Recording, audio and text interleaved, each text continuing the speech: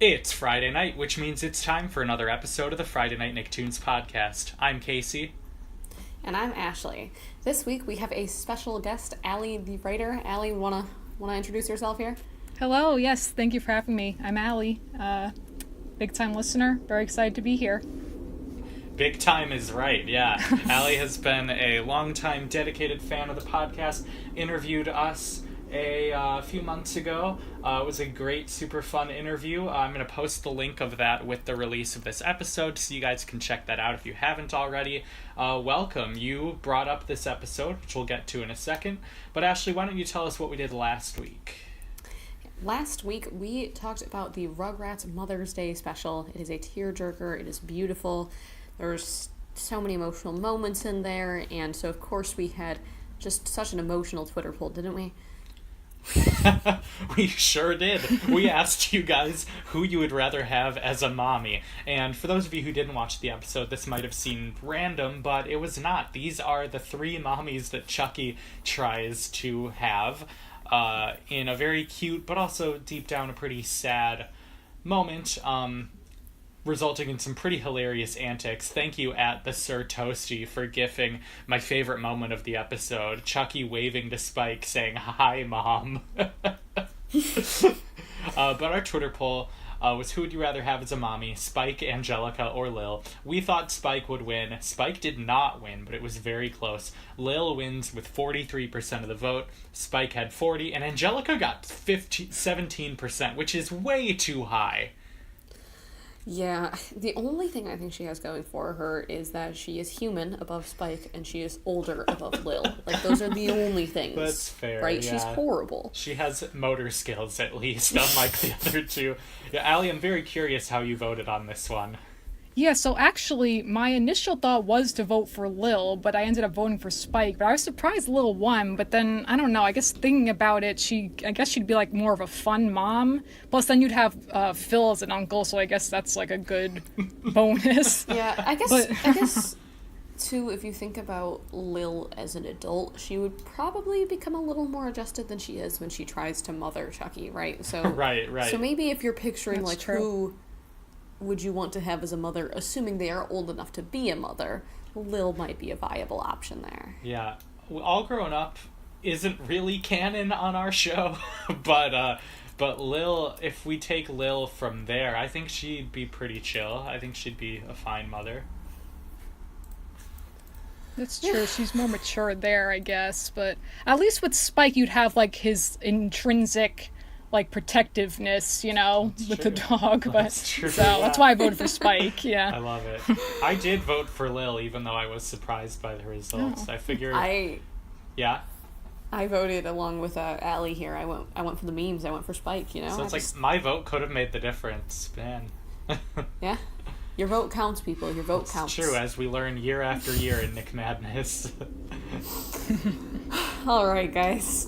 This week, we are discussing an episode of Danny Phantom with Allie. This is one that she chose out for us. We had a lot of fun watching it. Really excited to discuss this with you guys.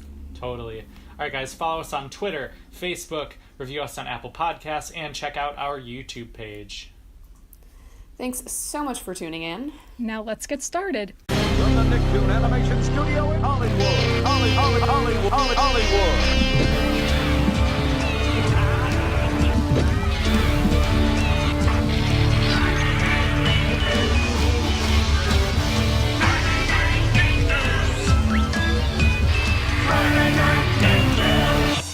Alright, guys, as we said, this episode is from Danny Phantom. It's called Memory Blank, and it's from Season 2, Episode 1. This one aired on June 24th, 2005. And in this one, after an argument, Sam wishes that she had never met Danny. There's a bit more to it, but there's the short gist of it. Gotta love when we just get a one-sentence summary. It was either that or, 8 paragraphs, so I just picked Sounds about right. the one. Alright, guys, well, I want to have Allie kick off this discussion in terms of... Ashley and I are kind of known haters of Danny Phantom. Hate being a strong word. We don't hate it, but we were both curious when you picked a Danny Phantom episode. We were like, alright, here we go. And I think we both really enjoyed it based on our notes, so I'm curious what your thought process was in picking this specific episode. Well, I'm glad you guys enjoyed it. That was my goal, definitely. Yeah, so I chose this episode in particular because, well, first of all, it's like a good origin type episode.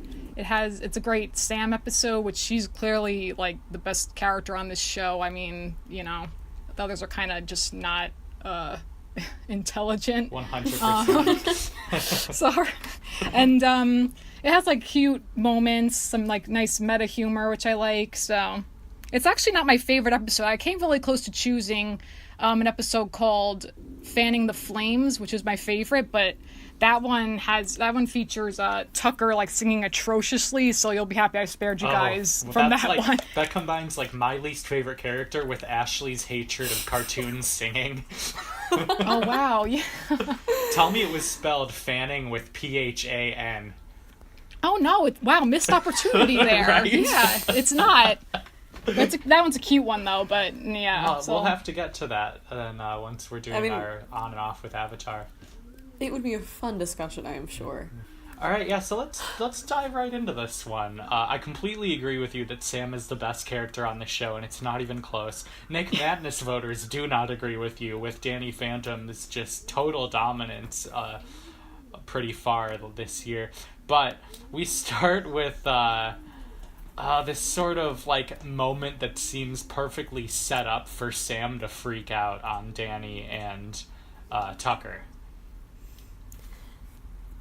Yeah, they're looking at this truck, right? And it's just your stereotypical.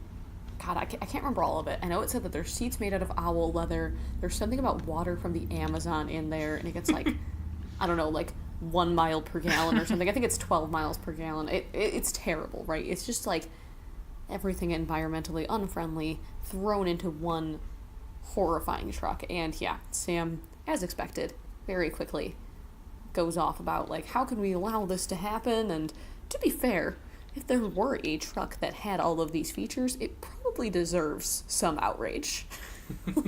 Oh, absolutely, yeah.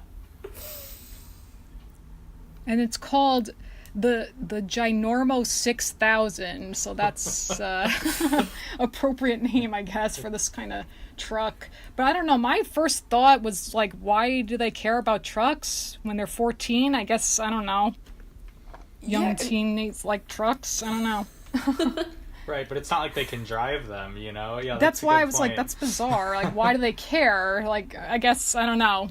And then they were really into the spinning rims. They were just very excited about that, Danny and Tucker. I'm like, okay, in a like guys. Borderline uncomfortable way. The way they're looking at these spinning. Yeah, Sam's like got to snap them back into reality. And I think it'd be a thing too if they were looking at it like in a magazine or if they saw a commercial or something. But they're like physically at like someplace that's selling it, right? Like a dealership or something. Yeah, that's what I thought. Yeah. But before going to school, just looking at trucks. Why not? Yeah, when I'm a freshman in high school, I'm thinking, guys, let's head over to the Ford shop or whatever, Ford dealership, and look at some trucks. But when you're Danny and Tuck, that's what you do. And this is like skipping way far ahead. But eventually, Tuck makes a wish for that monster truck too, which is like kind of surprising because he wouldn't be able to drive it, right? So like, what would you do? I guess he could hold on to it for a couple of years. In a year, I guess he could get his permit. Yeah, depending on the state, right? So it's some complicated logistics here, but we'll let it all slide. Yeah. Basically, it's a good setup though for Sam to get angry and for us to get some initial conflict right away of sort of this, not exactly Sam versus the others, but Sam and the others not being on the same page, which is kind of the theme of a lot of this episode. Right. Yeah, that's kind of like actually a different dynamic for this show because usually it's like Tucker and Sam as like Danny's sidekicks, but this it's more Sam feeling like an outcast, I guess, feeling like, with Danny and Tucker, with them just with their dumb interests, and then like she mentions her movie that she wants to go to. Oh, and then Tucker has that funny line about, is that a chick flick? Which is so stupid. About like her Gothica, whatever it is, her Gothic monster movie. I immediately thought of the all-female Ghostbusters watching that, of just like, oh, that's exactly how the like male portion of the internet reacted to that movie before it was even out. Yeah, it's very Tucker, and we all know how I feel about Tucker. It's not great. He's just he's not great all around, and him calling it, and it's not a chick flick, right? Like, it's a monster movie, but I did love that afterwards Sam kind of owned it, and she was like, it is a chick flick, it's a chick flick of the century, and she kind of owns it in a way of like, chicks can love monster films too. Do you know what I mean? I love Sam, and I'm just gonna throw that out there about 20 more times probably throughout this episode, but she is incredible. I agree with both of you guys. Hands down best character in the show, and I think she's a great female role model for things like this, right? She's not afraid of liking things that aren't quote unquote, stereotypical for girls. So and props to her. One of Grey DeLisle's more subdued performances, I think. Like, you don't always immediately think it's her. It's not that screeching high pitched stuff. It's very mellowed out. That's true. Very different from, like, Vicky, Yeah, it's like more like Azula, but even more chill. Not that Azula's chill. I should have never put those words in the same sentence. But you know what I mean. It's kind of sort of like, actually, Frankie from Foster's Home for Imaginary Friends. Sort of like that a little bit. Like, more like, quote unquote, normal. Or Daphne, too, in the Scooby-Doo stuff. Yeah. Along those lines, for sure. And she does a great job, of course. And then we move forward. Yeah, she's talking about the movie, and we get this is one of those sort of classic teen drama tie-ins that happens in Danny Phantom, right? Where Paulina decides to invite them all to her super cool quinceañera, and we find out throughout that her intentions aren't necessarily so good, and honestly not even that shortly after. She's like, well, the ghost kid always seems to be where you are, Danny. And, okay, am I the only one thinking the ghost looks identical to Danny, right? Like, has no one figured this out? That's one of the things that always bothered me about this show. Like, how do they genuinely not know that it's the same person? Also, then, like, the whole town, like, knows about the ghost boy, and then they call him Inviso Bill, which is, like, very, like, yeah. A choice name, though, if you're gonna make one up. Like that. It's just really bizarre. But then what's interesting is that Paulina likes the ghost boy, but she doesn't like Danny. But Danny likes her, so it's like a weird love triangle when really it's the same person, but she doesn't know. Yeah. It's clever, though. It's pretty... I mean, I don't know superheroes very well. I'm just now watching all the Marvel movies, but it's pretty unique, I think. This she loves him, but she doesn't love Danny, and I don't know, maybe it isn't, but I think it's kind of self-aware to the whole Clark Kent thing, and like that some superhero everyday disguises are just so obvious. It's like, how do these people not know? It's kind of a trope at this point.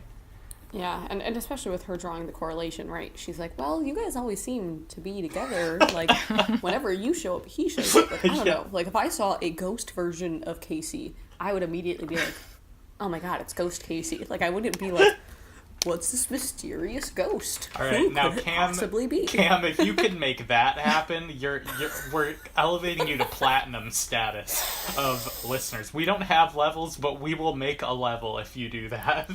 But it also, I think it's pretty real, right? Like, Danny has some amount of awareness because Paulina's pretty transparent on this, right? That she's only inviting him to get to Ghost Boy, as she calls him.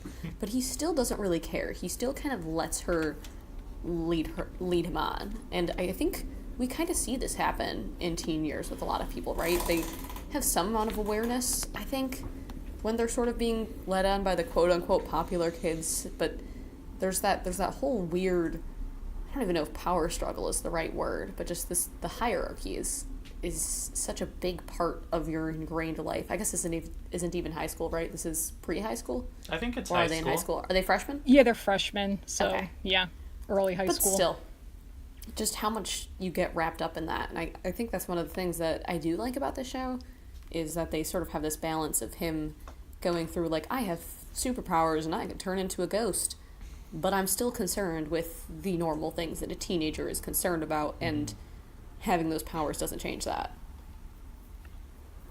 Yeah, that is one of the strengths of this show, I would say. Like, the balance of the teenage hardships and then all the superhero stuff that everyone loves. Mm-hmm. And I like this episode because there aren't too many prolonged fights. with no dialogue. It's like the fights seem to actually further the plot in this one, and that's often not the case in Danny Phantom.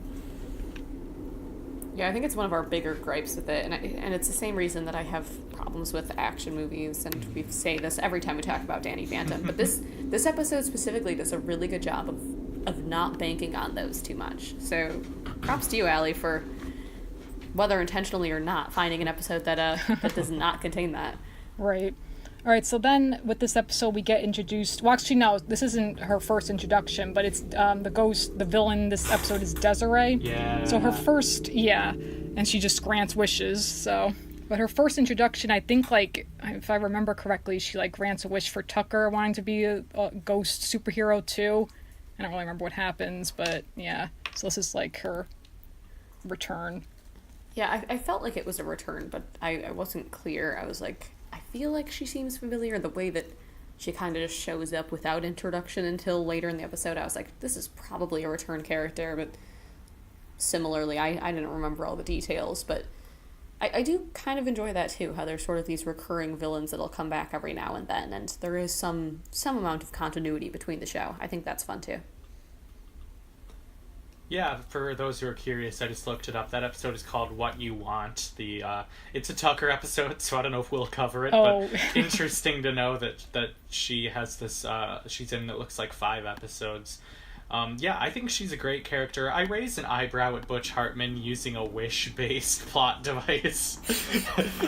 This whole episode feels like a Fairly Odd Parents episode, and maybe that's why I like it, because I like Fairly Odd Parents. And I guess know what you do and do it well and all that, but like, really? You have a wish-based plot hundreds of times in Fairly Odd Parents, and your show that isn't about wishing becomes about wishing? Like... No. Wild. I will give him this point though. Maybe it's kind of like Timmy is aware that he has godparents, right? So he is always aware that he's making wishes. That's and true. Maybe that kind of inspired this idea. Like I think maybe they kind of went hand in hand. That wouldn't it be interesting if you didn't know that every time you say I wish, those things would actually happen. Sure. And you can't necessarily make that play out in Fairly Odd Parents. And I could be totally off base. It might be something that didn't even cross his mind related to each other at all. But I do think it's kind of an interesting concept, right? Like, you're unaware in this case, whereas Timmy's usually aware and just not very good at it. But, you know. That's true.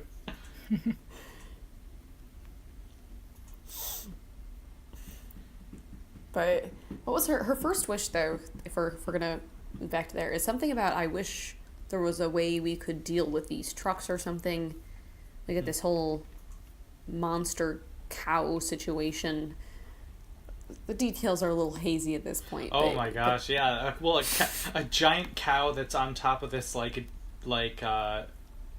deli, diner. What's it called? A diner, yeah. Yeah. Yeah, comes to life and crushes the trucks, which I guess is one way to do it. And I guess the thing is, too, is that the reason that Desiree grants all the wishes is that it makes her more powerful if people make wishes.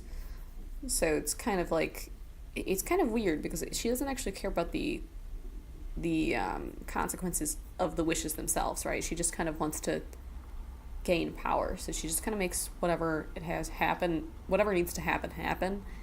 And I kind of wondered, and this is jumping ahead a whole bunch, but when we get to the end and it comes to her ultimate demise, is she not necessarily in charge of the means that the wishes get granted in? Because you'd think if she could decide whether or not to grant them, the very last one that she grants, she might not have, right? Well, Oh, you mean when with Sam's wish? That's true. And we'll get there. Just but with this is something that's on my mind, it sounds right? like an impulse she can't control. It's like she That's could true. stop, but she goes, I gotta stop granting every wish I hear. So that, to me, that means she's capable of it. She just impulsively is granting all these wishes. She can't stop. I guess she wants the power, yeah. Right. That actually is interesting. Huh. Yeah, it's almost like an addiction of sorts, right? Right, yeah. We're getting deep here, guys. We sure are. Yeah, I did not know we'd be talking about addiction on our Danny Phantom discussion. But, yeah, so we keep on keeping on. Again, that's her first wish, so that the trucks get destroyed, and conveniently, because it's a monster movie and whatever, she happens to be near the sign, and she's like, I wish something would happen to Paulina. Obviously not really wishing for her death, but it gets kind of sketchily close. You know, that's another thing I was thinking about is, like, how many innocent people realistically, like, just by chance did not die that very well could have in this ghost-infested town. Right. A number of times. Totally. Yeah, the Rugrats in Paris thing with the giant monsters. But That's true. They deal with ghosts just on a daily, like in their daily lives. Like they just come in like this, like, you know, when they're in class too. Just, you know, they run away screaming. I guess they're kind of used to it. I don't know. Oh, just classic our town again, you know, with the ghosts. like, oh man. Also, very much a move from Fairly Odd Parents to have, like, a dialogue sort of repetitive bit be something they would never say otherwise. Like, the fact that there's a wish-granting device in this episode means that the characters are going to say, I wish that blank 100% more than they would in any other episode because the plot needs it to happen. And you buy it. Like, I love it. It's just very much like in that Fairly Odd Parents sort of ridiculous dialogue world. Yeah, and it does play well, right? Like, it does come off as not ridiculously obvious, I felt like, you know? Like you said, obviously in a real-life situation, you wouldn't suddenly start saying it, but I think it plays well. I think it works well. And I do like the idea of Desiree just, like, sitting around waiting for them to say, I wish, right? Yeah.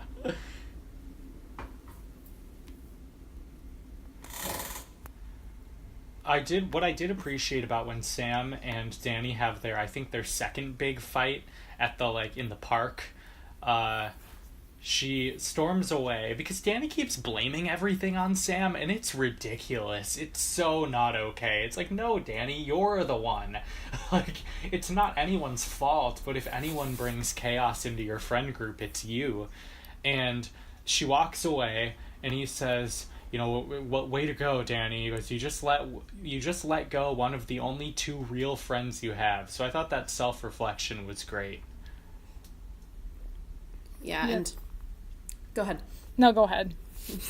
I was just going to say, we spend a lot of time hating on Tucker, as deserved, as very deserved. Oh my god. And I think part of the reason that Danny gets a little bit more of our favor is that he does have those moments of self-reflection, right? He does have some awareness. Does Tucker ever... I'm going to, like, spend my time looking through every dialogue of every Danny Phantom episode. Does he ever apologize for anything ever? Because he should. I know. Not that I can think of off the top of my head. I guess he's really supposed to just come off as, like, kind of the comic relief, but more than half the time it's just not funny at all, in my opinion. His little, like, random, like, side things that he says, supposed jokes, I don't know.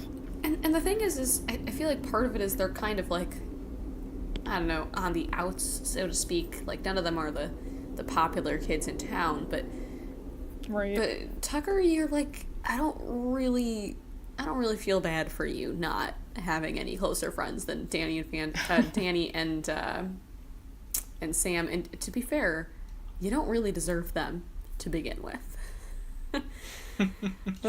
Very true. He is something, anyways. But I do think it's moments like that where Danny's like, oh, you just lost one of the true friends that you had. And I think there's something to that, too. Again, getting back to this whole Paulina inviting them, but only because she has ulterior motives, that he does have some awareness to that, right?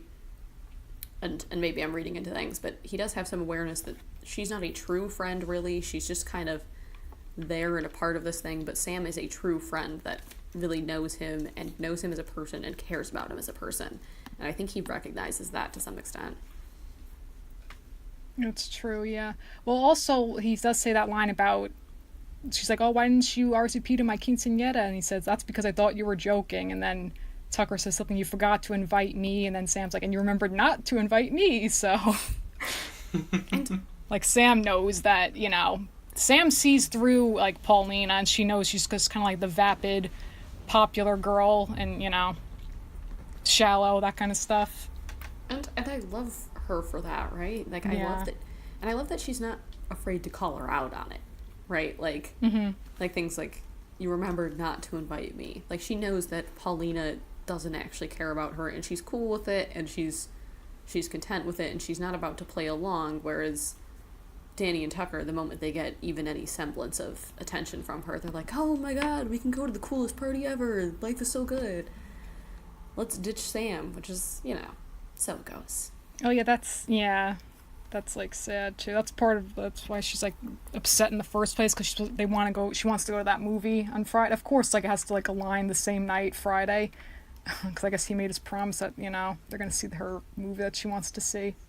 Right. Yeah, and she said she bought tickets in advance too. Right. So. Oh yeah. Mm-hmm. Yeah, she has every reason to be upset with him here. And yeah, the episode really gets interesting for me when Danny loses his powers. Or no, he forgets that he has his powers once he doesn't know who Sam is from the wish. No, he loses them because Sam's the one basically that encouraged him in the first place to go into the portal. Right. So yeah. Mm-hmm. Okay, so I have an interesting hang up with this, because you know me and my hang ups on minute details. That's my thing. But okay, so she says, I wish that we never met. But wouldn't that mean that she wouldn't remember either? Like, it's weird, right? Like, it's like we never met, except for I still have a photo album of all these things we did together, and I still remember it. Well, but they don't. Yeah, that's because she's wearing like the Spectre deflector, like that belt thing. Yeah, so Allie she's, I guess, like it. impervious to it. I'm cutting in with the Danny Phantom facts, guys. This is okay. Look, I actually totally didn't catch that, and now I feel bad. Look, this is maybe we need Allie more often to talk me down from my rants. yeah, to keep you in check. You've become a real Neil deGrasse Tyson on this show. Oh man, on Danny Phantom facts. Yeah. No, but yeah, that's actually kind of funny though, because like it's Danny's parents. They like make all these inventions, and Danny's dad, at least, he's kind of like on the dumb side. But it's funny that like all the inventions and stuff actually work well, like when they need them. Right, yeah. Like this one and the thermos that he always uses, you know. That was probably the hardest I laughed at this episode, when she's teaching him how to be a ghost again, and she's like, then you use this, and hands him the thermos, and he goes, for what, soup?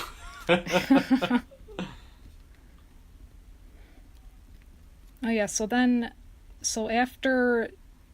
she says, I wish I never met you, so then that happens. So then the next day they're at school, and like she goes up to Danny and Tucker, and then Danny's like confused, not knowing them. And then Tucker just starts hitting on her, and then her reaction is, oh gross, are you hitting on me? Which that's about right, Sam. That's how I'd feel. And again, this Poor goes back Sam.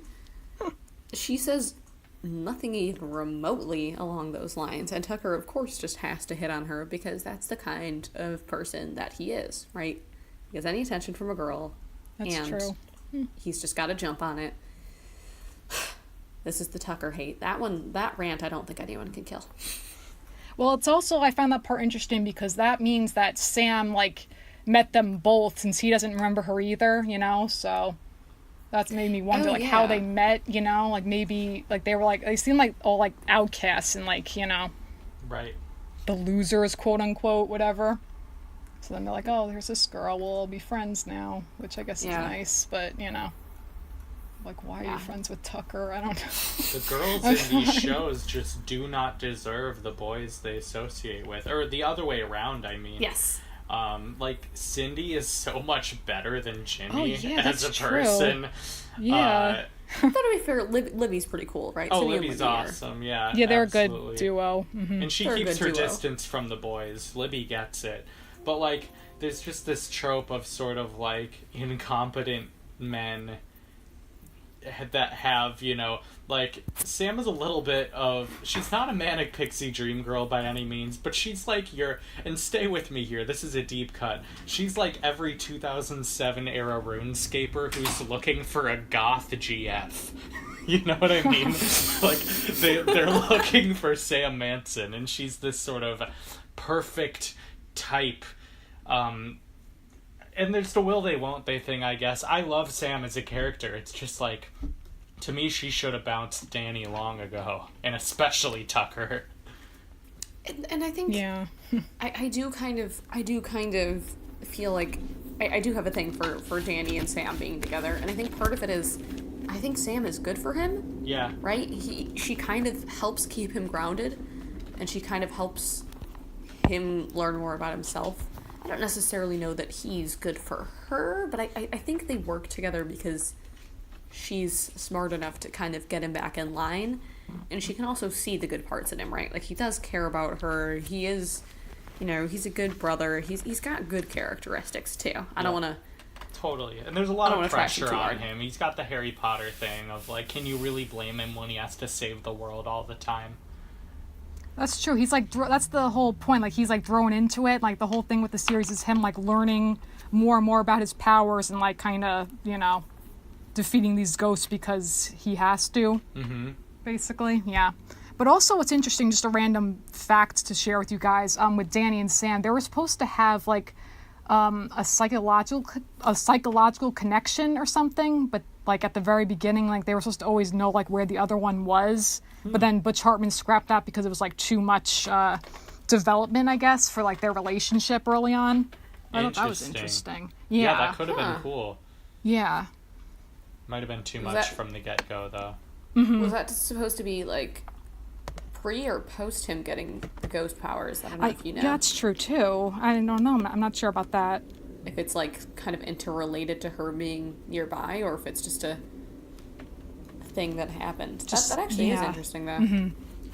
So then, the way we wrap this one up is, of course, with a Control-Z wish, as we call them.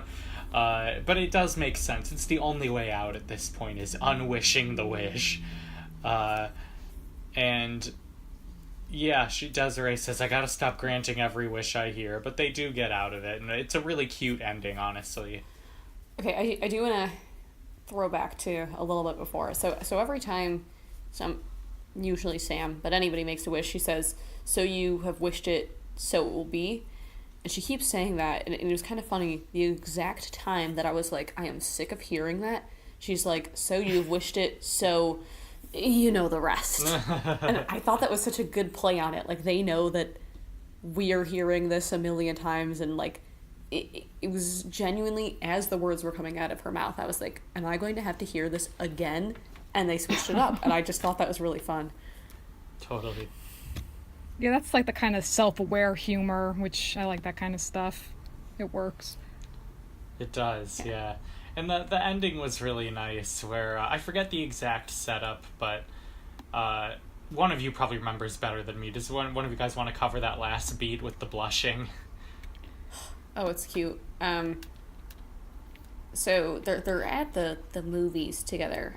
Are they going to actually see her movie now? Yeah, which is sweet. Okay. Yeah. Mm-hmm. Which is nice in itself, right? Mm-hmm. And now I'm trying to remember that there's... I think she says something about how they can... I don't remember the exact wording. Allie, can you save me? She says, that's why I'm here. She says, like, sorry about the fight, can we pretend it never happened? And then Danny says the same line, but it, like, has more meaning behind it, which is cute. He says, so you have wished it, so shall it be. And they blush. And then Tucker just, hey, I'm right here. So that was funny. He's, like, the third wheel. Yeah, that's like a glimpse into their future, clearly. Because it's funny, like, he knows about, like, Sam's crush on Danny, and he, like, ships them, which is cute, though, I guess. But, like, Danny's kind of, like, weird. Oblivious. Yeah, that's true. But,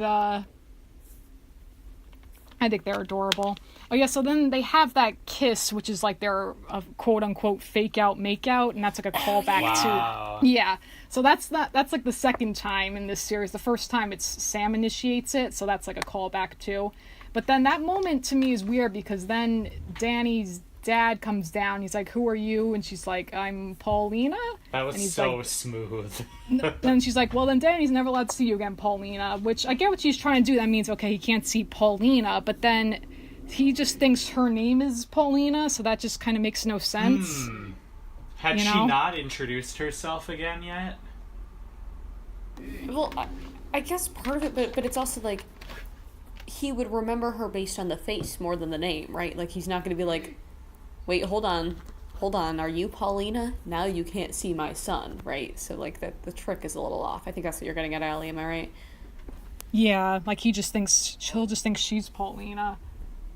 Not necessarily that he can't see the actual Paulina. Like the actual, yeah. Oh, Yeah. Danny's dad. I thought you meant Danny himself. No. Oh, you're right. Yeah, because he would just see. I mean, he is really oblivious. Oh, I do think, this is backtracking to a couple of points, I do think we need to talk about a little bit. One, that we flash back towards the beginning of the episode to the first time that Danny becomes half ghost. And he has this terrible, like, his dad's face sticker on his chest that he's about to walk in through. And then... Oh, yeah. And then Sam's like, oh god, don't go in with that. And second go around, she's made this sort of decal here. And I think, Allie, you had a little bit of a tidbit here, if you want to throw that in. Yeah, so this was actually because Nickelodeon wanted, like, recognizable marketing, like merchandising. So they wanted, like, Danny to have, like, a recognizable symbol. So that's why Butch Hartman, like, threw this in. So then it's like, it's the D, and then inside it is the P, which is really, like, it's a cool symbol for him. Yeah, I thought it was a clever way of making that happen and making it a part of sort of his attire without it just showing up unexpected. Like, it fits into the story, and I liked that. I liked that it wasn't just a character redesign, but he found a way to make it a plot device, almost. And it's cute that in the show that Sam made it, and then, you know, it's very cute. And like, she touches his chest, like, oh, it's way cool, like the symbol. Since she has a line like, oh, well, I want everything to be back to normal, but I want his costume to stay the same because I really, really like it. And I'm like, oh, okay. I didn't realize she said that. She, like, says it so fast, but yeah. And so he keeps it for the rest of the series, so Yeah, that's that cute. was Oh, is nice. that what she... Yeah, that's what she's... Yeah. I was saying, I didn't actually cut it short. She blurts out something towards the end of that, and I totally missed that. But that's good stuff. So changing gears a little bit, what interests me about this show is that it's one of the few Nick shows that has a cold open, and like where the theme song comes in after an opening scene. There might be others, but I can really only think of this show as having one. Same. Which I like that for this. And also what I do like about this series in general is that it does tell a complete story. Like, it has a very actually satisfying ending and stuff. And, like, there is continuity, like you mentioned earlier, too. So... Interesting. Yeah, it does have good, like, storytelling elements So, to it. Ashley, are you signed on for after 2020? As soon as we're done with Avatar? Oh, DP side by... Wait, so you guys... So first Avatar, then Rugrats, Oh, yeah, right. Now Danny So Phantom. we're getting pushed into like 2025 by this point. Well, in Rugrats, we're doing half episodes every 4 weeks, so... Oh my god, literally, yeah, so that's like 300. Yeah, that would Well, take if us we like the rest do- of our Oh my lives. If we do Danny Phantom between, though, right? If we're only doing Rugrats once every now and then, we can shuffle this in.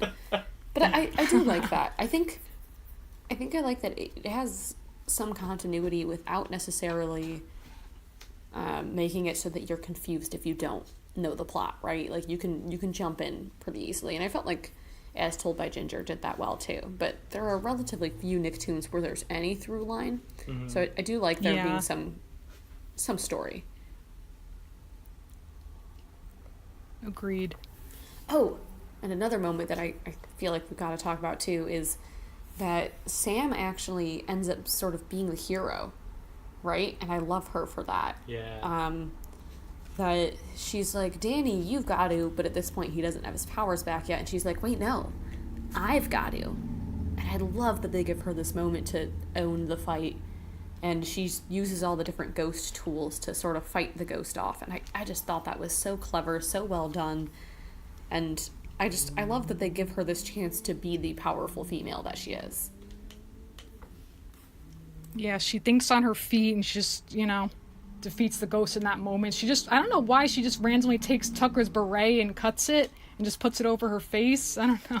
Yeah, that's kind of just very random. That was a strange moment, yeah. But she uses another one of Jack's inventions. I forget, what it's called, but she, just throws it to, capture the ghost. And she's good. Yeah, she's and good, the fact that she loves this movie about female superheroes is kind of great, too. Because in a way, she's a female superhero in this episode. Yeah, it's a nice parallel. And, if there were a spin-off made off of Sam, I think I'd be into it. Me too. she is so strong, and, you know, Danny, I think, works as a protagonist for a lot of reasons. I think he's sort of this flawed protagonist that's going through all of these struggles, and I think it's totally fair. Tucker is what Tucker is, but Sam's so strong and so awesome, and she's so sure of herself. Oh, sorry, I keep jumping back to random things. It reminds me of when she's trying to get Danny to actually pay attention to her, when Danny's forgotten her. She dresses up like super girly, like in pink and stuff, and Paulina says she surrendered her individuality for a boy. I'm so proud of her. That was a great line. Yeah. That was just like, wow, okay, that sums up Paulina, her thought process. And that was kind of like a risque joke in a way, too, like the ice cream, like, falls. I was like, oh, wow. Oh, yeah. Okay, yeah. guys, calm down. It was very Grease. True. We gotta talk about I'm going to become ghostly. Oh, yeah, and then she's like, it's going ghost. She's like, nah, like, no thanks. I don't like that catchphrase. There's It's the like podcast crappy named off-brands. We're Going Going Ghost. ghost. A No, Danny Phantom going podcast. going ghostly. Just to be Yeah, right, yeah. We're going to become ghostly, a Danny Phantom podcast. It rolls off the tongue, clearly. Love it. Oh, man. Oh, and then just that random thing, like everyone making wishes. Oh, wait, I think you mentioned this, Ashley, about Tucker saying, "I wish for one of those sweet monster trucks." But then Sam's comeback line to that: "Do you pay attention to anything at all ever?" I just loved that. Like, nope, he doesn't. He's a fool. Like, yeah, I don't know why you put up with him, Sam. And this is loved after that. they know, right, that Desiree's wishes are making her stronger and that they should avoid it. I think that's literally the only thing they say. It's like, all right, all you've got to do is not make wishes, and it takes Tuck all of 5 seconds because there's the meteor shower that's happening. He's just in his own dumb little world. And then also like that random line: "Who the heck wished for evil plants?" Like, yeah, who did? Like, why? Why? I like that too, and I think it's also kind of that self-awareness, right? There's these evil plants that sort of keep Sam from doing what she would need to do to fix the situation, and I like that they could just let there be evil plants, but like there's an acknowledgement of, isn't this ridiculous? Isn't our show ridiculous? And I think the ownership of that is a lot of fun. Totally. There's another great quip when we first see Danny and Tucker when they don't know Sam. And they're trying to make plans. They're talking about the party, I think. And Tucker says, according to my PDA, we're free every night till college. Which, I forgot that they're freshmen when they said that, which makes it even funnier. That's a long time. Yeah. That's a lot of free And when night. there's cute girls in the mix, you know? Right. Boy. All right. Has anyone else got any other missing tidbits? I'm sure there's plenty, but or I guess Allie, if there's any other fun trivia you want to throw at us, feel free. Yeah, it's just like a few, like when they're in the classroom and Danny just like, or I think it's the classroom or in school, whatever, and he just like he like floats down to the basement, whatever, and he says, "Hey, why is there all this meat down here?" That's actually a callback to the pilot, like when like the cafeteria lady turns out to be like this evil ghost, like she just gets like possessed and like all this meat wraps around her. So like that was cute too. That was funny. Very odd. Yeah, I always love what's the term for it? Callbacks. Yeah, No, callbacks. It's like I meta think humor fan service. too. Like, Fan service is what I was thinking. Oh, sure. that's true. Right? Like it's humor that you have to be in on the show to get, and it's subtle, and I love that kind of stuff where it's you know, credits you for knowing things from back in earlier episodes. The only things, like, there were a few moments that I didn't like at all, like the girls' locker room joke. That was like, no, Danny, Ooh, no. That was weird, yeah. That was that's- bad, yeah. Like, a joke like that would not fly today. It's weird that we're already watching shows from when we were kids, and not even young kids. Like, I was in 5th grade when this episode aired. It's like... Yeah, I was in middle school. Right, and it already was, like, a different time. You know, like, It's we can be like, true. oh, it was a different time then. It was 2005. It's like, oh, God. It's terrible. Yeah, and to clarify, in case you didn't catch the episode, Danny's looking back at the photo album, and he's sort of... Or no, he's not even going back through the photo album. I think he's just remembering everything. And he's remembering beating up various, like, the box ghost and, various other ghosts. And then he has these memories of, as a ghost, escaping from the girls' locker room. And I felt the same thing. I was like, that's kind of skeevy and uncomfortable. Like, I get it's like, haha, it's funny because he can't be seen, so he's in the girls' locker room. But... And they show it twice, like, okay, he does it a lot? Like, no. And it's got kind of this, like, da-da-da-da-da kind of music playing in the background. The like, classic Guy Moon, where, every joke in a Guy Moon show, someone says some sort of pun or something, and there's like a womp womp, and then we're out of the scene, and then it's like a bum-ba-dum-ba-dum-ba-dum-ba-dum into the next thing. That's how every joke in these shows goes. Yeah, kind of like those teenage boys checking out girls when they're not supposed to. Yeah, how funny. Weird. But yeah, good call. That one didn't sit well with me either. Yeah. Oh, but also on another note, a random callback. There's Sam showing like Danny the photo album, I guess, of like pictures of them, and like it flips to a picture of like Danny and Tucker like cuddling, like taking a nap. That's like a direct callback to an earlier episode. I think it's called, I don't remember, One of a Kind, the season 1 episode, and like that's when they were like in like I forget what they were doing. They were in like a gorilla pit or something. Like Danny was like getting hunted by like another ghost, and then she just like takes a picture of them, so that like that's good payoff. And I vaguely remember this. They're like, it's an extra credit assignment because he's going to fail some nature class or something. I don't remember all the details, or science. And so they're like, if you go to this gorilla cave and write down notes on this gorilla for the night, then I'll let you pass the class. That was probably like Mr. Lancer too, right? Yeah, that's something he would do. He's actually a really funny character. Oh yeah, he has that line. He says something like, he says like about the meteor showers, like, oh, they're going to rip through your tiny skulls like wet toilet paper. I was like, oh wow, it's kind of a little dark, really bizarre line. It reminded me of Invader Zim a little bit, except they would use more like grotesque language probably, but still wet it was toilet paper and drilling through bone. Your tiny skulls, that's like wow. It's a vivid image. Very true. Any other... the theme song fun fact is pretty interesting. Oh, yeah. That's something I learned recently, because, like, I check out some of, like, Butch Hartman's YouTube videos here and there, and he said that, like, the lines, like, he's a phantom, Danny Phantom, that stuff, gotta catch 'em all, that's Guy Moon singing those. That's awesome. Which is cool. There's actually also a full, like, a different version of the theme song with just Guy Moon singing it. So that's cool, too. Yeah. That's actually really cool. I didn't even realize that he had any sort of... Like, I never pictured his voice, I guess. Like, obviously he speaks in life, but...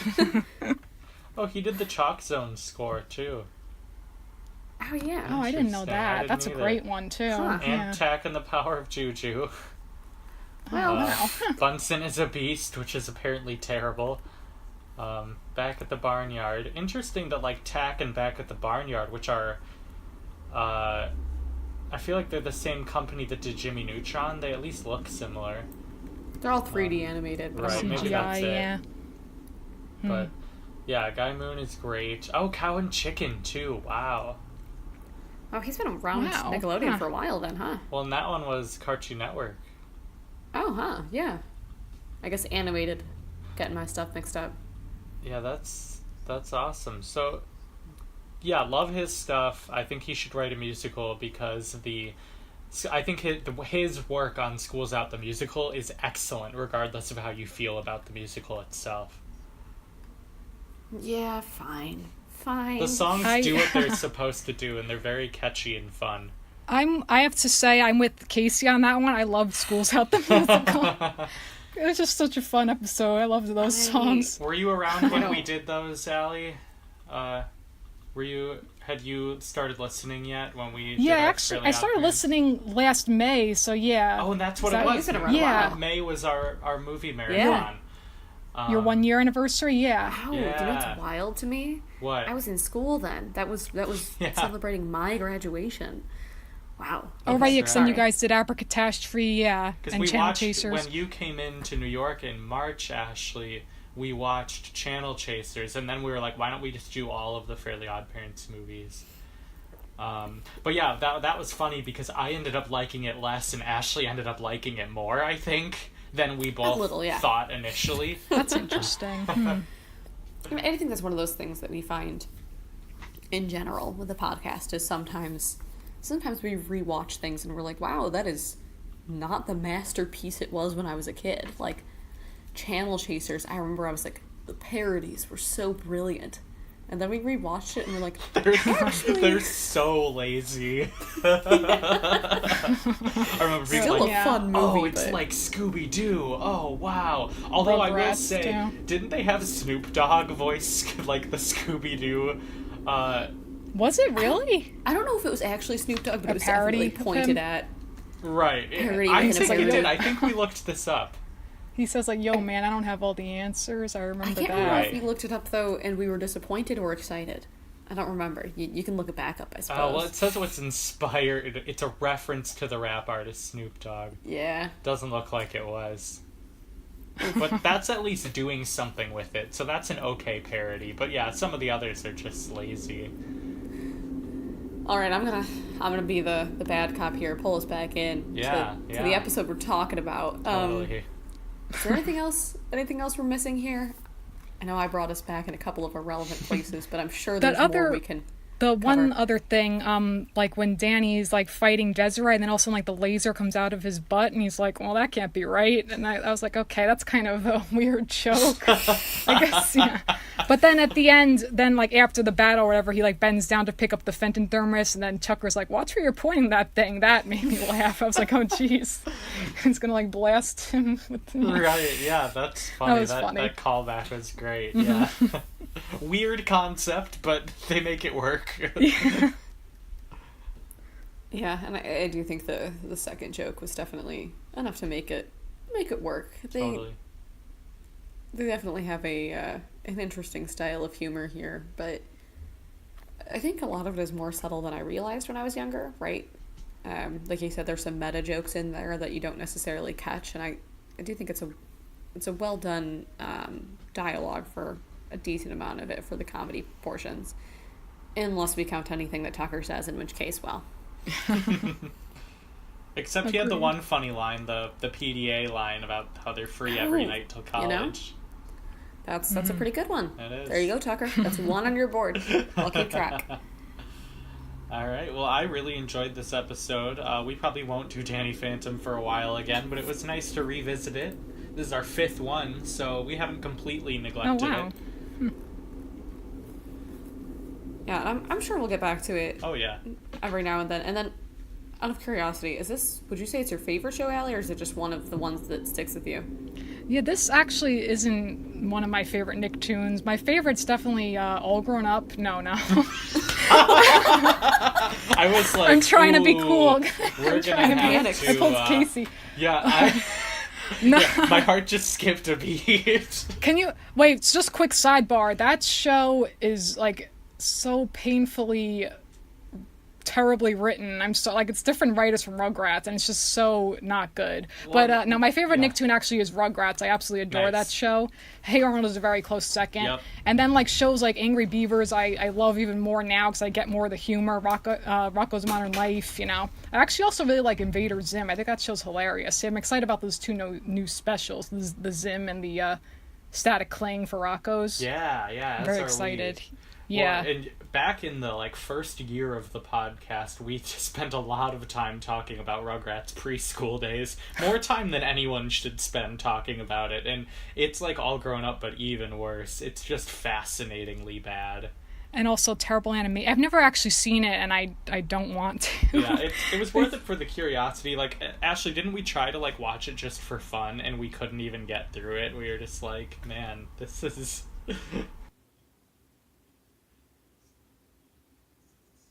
Yeah, no, it was not so bad it's funny or Right, so right. bad it's interesting. It was like it was just so bad. Like, Yeah. I wasn't prepared. But that's great. That's good to know. It sounds like you're on a similar track with us, where like we liked, the SpongeBob's, the Hey Arnold, the Rugrats growing up, but now like Rocco's and Angry Beavers are so much funnier to us. Right.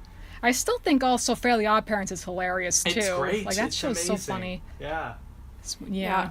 I almost feel like it's like because I underestimated things like Angry Beaver Rocco's in my childhood. Sometimes maybe we overcompensate a little bit. Right, like, right. Wait a second, this is hilarious. But don't get me wrong, I love Fairly Odd Parents just the same, right? Like, it is still hilarious. I think it's like I gave this years of my childhood while neglecting these actually great shows. Right. Yeah, expectations are definitely a part of it. But yeah, Danny Phantom, I was definitely aging out of the Nicktoon thing. I mean, I still watched Same. them for sure, but it wasn't like with the same fervor as I do now, or when I was This like a was little probably kid. this show was probably one of my last because I was in middle school, so I was a little older. But my cousin and I, we just had like the biggest fangirl crush on Danny.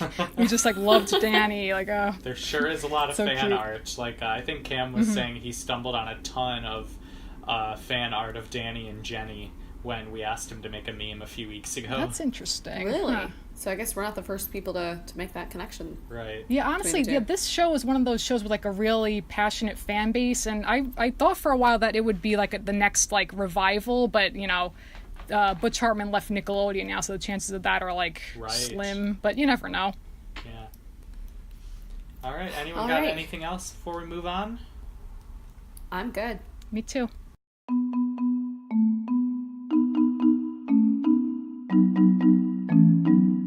All right, guys. Allie has a Twitter poll for us this week. It was her idea, so we figured she should share it with the listeners.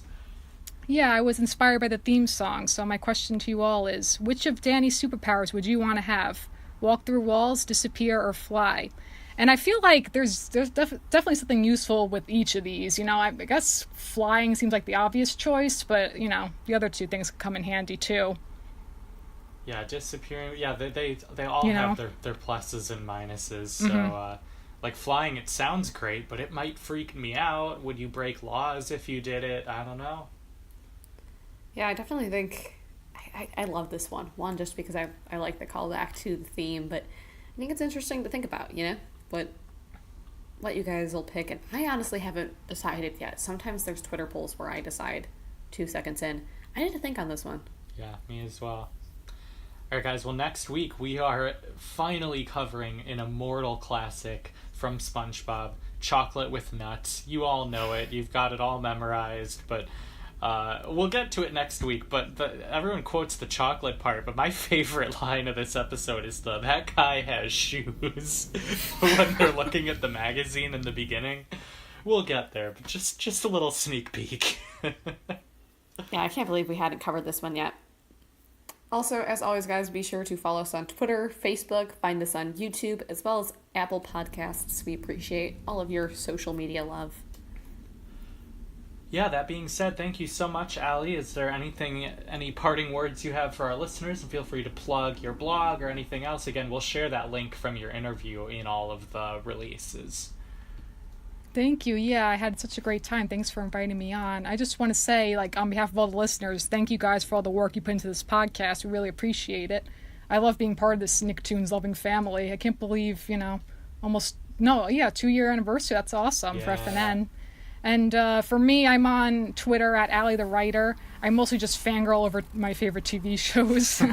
And my blog too, alliethewriter.com. You could see I have an interview with you guys. I have a few other interviews. I try to post at least once a month. That's awesome. Yeah, and you're right. It is a family. The Yeah. hashtag Friday Night Nickloons. There's a little community. Like, I'm seeing you guys all follow each other now, which is great. Super fun, this small but mighty little force we have. And for all of the listeners who only listen, that's totally great too. I know we have some families who have reached out to us that listen in the car on the way to school. That's amazing. It's just really cool what's going on here. Yeah, and it was so awesome to have you on, Allie. Thanks again so much for joining us. Lots of fun insight. It's good to, not just have constant banter between me and Casey and whatever it is we do. All of that being said, thanks so much, all of you guys, too, for listening, and we'll catch you next week.